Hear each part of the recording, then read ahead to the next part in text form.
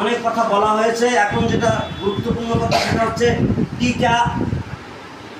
Typhoid জ্বরে প্রতি বছর হাজার হাজার মানুষের ক্ষতিগ্রস্ত হয়, অর্থনৈতিক ক্ষতিগ্রস্ত হয়, মৃত্যু হয়, হাসপাতালে ভর্তি হয়, বিভিন্ন ধরনের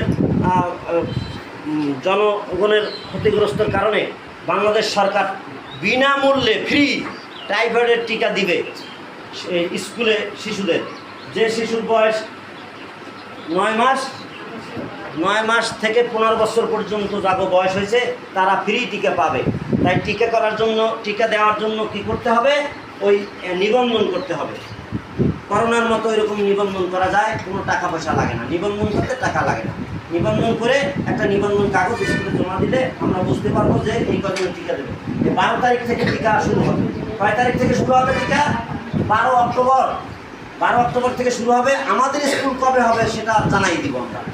12 অক্টোবর শুরু হবে, সেটা আমাদের স্কুলে হতে পারে, অন্য কোনো তারা শুরু করবে 12 অক্টোবর, চলবে 1 মাস ব্যাপী চলবে, 13 নভেম্বর পর্যন্ত চলবে।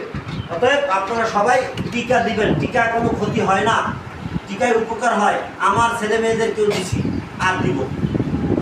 অতএব টিকা সবাই দেবেন, ক্ষতি হবে না, উপকার হবে।